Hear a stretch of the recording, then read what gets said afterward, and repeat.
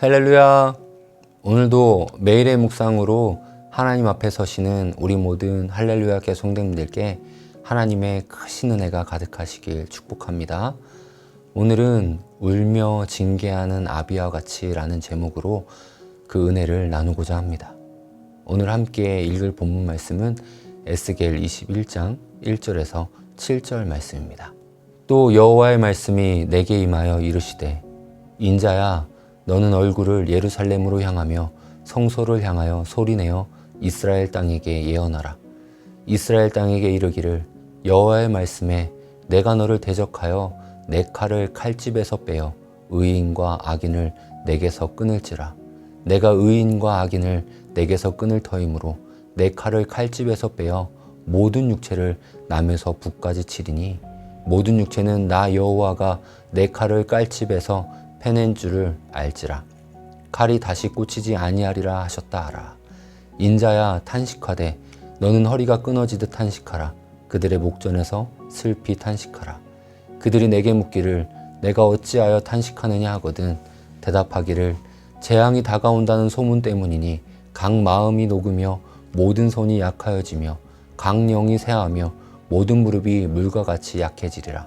보라 재앙이 오나니 반드시 이루어지리라. 주 여호와의 말씀이니라 하라.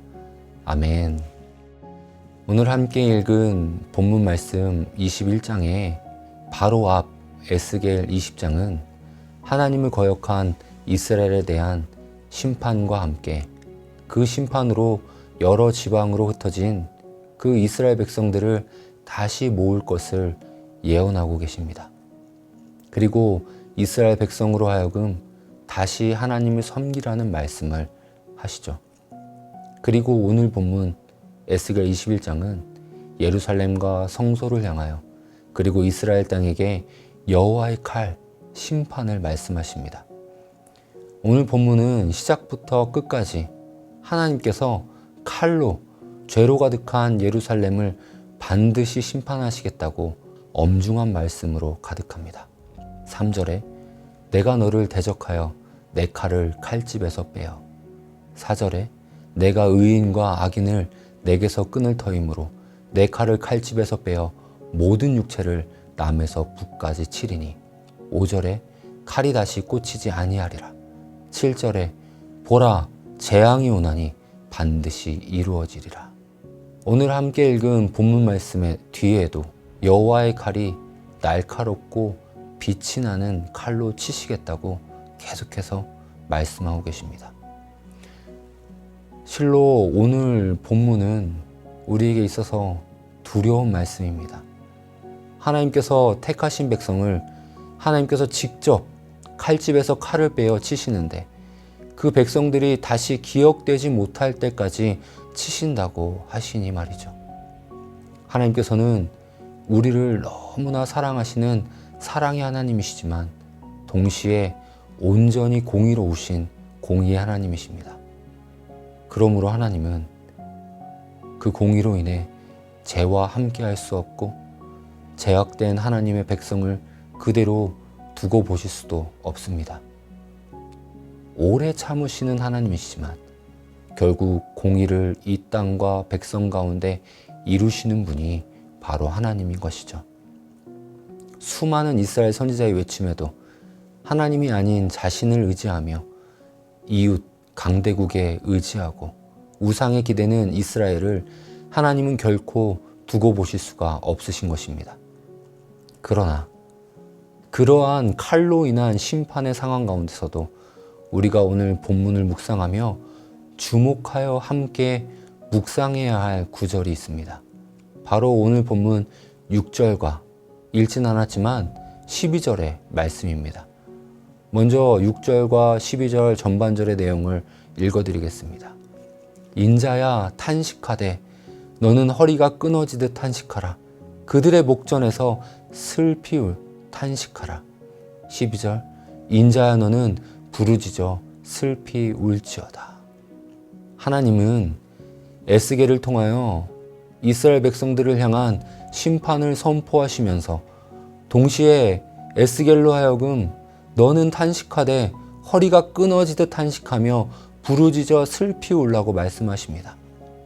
이는 일어날 심판이 반드시 일어날 것이며 이것이 얼마나 두렵고 떨리는 일인지를 설명하는 동시에 하나님께서 선지자를 세워 부르짖고 울며 심판을 선포하라는 그 말씀을 통해 죄악 가운데 하나님이 보이지 않는 그 예루살렘을 향한 하나님의 마음을 표현하고 있는 것이죠.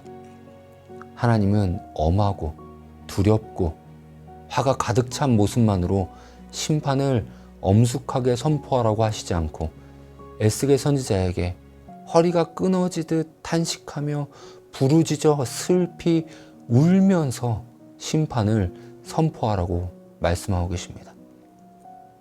그 상황을 한번 상상해 보셨으면 좋겠습니다. 재판관이 최종 심판을 선고할 때가 왔습니다.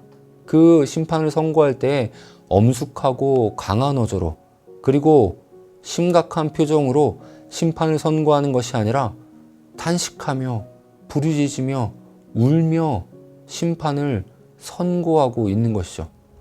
이 두 가지 심판관의 그 심판을 선고하는 상태를 상상해 본다면 우리는 이 둘 사이에 엄청난 차이가 있다는 것을 깨달을 수 있습니다.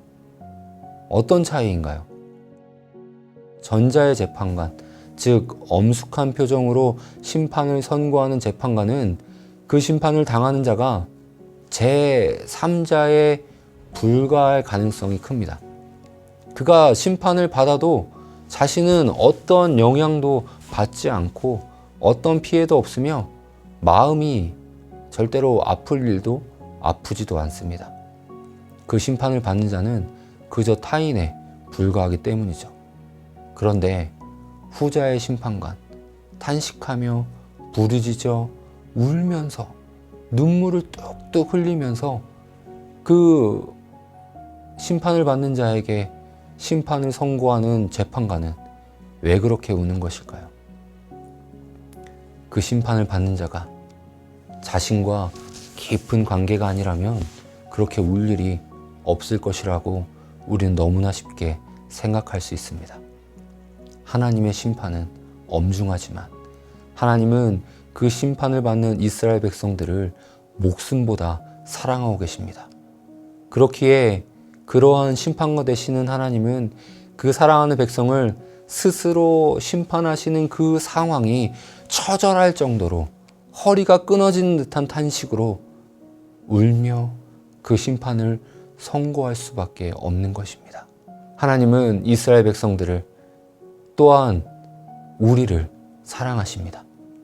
목숨도 아끼지 않으시는 그 사랑으로 이스라엘 백성들이 다시 주님께 돌아서기를 기다리고 참으시고 인내하셨습니다. 그리고 우리를 지금도 참아주시고 인내하시고 기다리고 계십니다.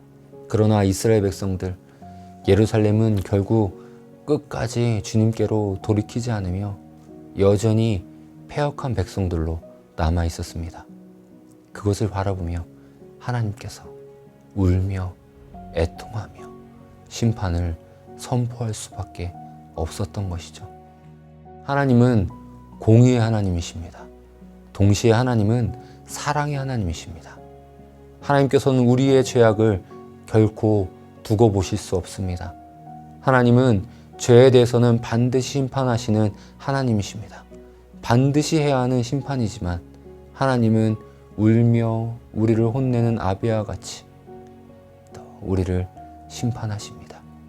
이는 하나님의 애통하는 사랑입니다. 사랑하는 성도 여러분, 우리에게도 이스라엘 백성처럼 때로 하나님 앞에 제약된 모습이 있음을 부인할 수 없습니다.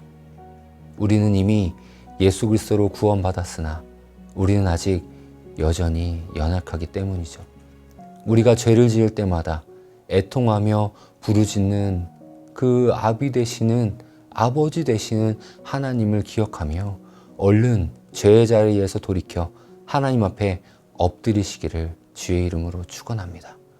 죄의 자리에서 벗어나기를 간구하며 돌아오는 우리를 하나님께서는 언제나 기다리셨다가 그 크신 사랑으로 안아주실 것입니다. 오늘도 사랑이시며 공의이신 하나님을 기억하며 진실하게 거룩하게 하루를 살아내는 우리 모든 할렐루야 교회 성도님들 다 되시길 주님의 이름으로 축원합니다. 제가 잠시 기도하겠습니다. 사랑과 은혜가 풍성하신 하나님 아버지, 우리가 죄를 지을 때마다 애통하며 부르짖는 하나님을 알게 하심에 감사드립니다. 이 시간 알고 지은 죄, 모르고 지은 죄까지 주님 앞에 다 내어놓고 회개하오니 우리를 용서하여 주소서. 그렇게 오늘의 삶을 주님께 올려드립니다. 주님과 동행하는 하루 되게 하여 주시옵소서. 감사드리며 살아계신 예수님의 이름으로 기도드립니다. 아멘.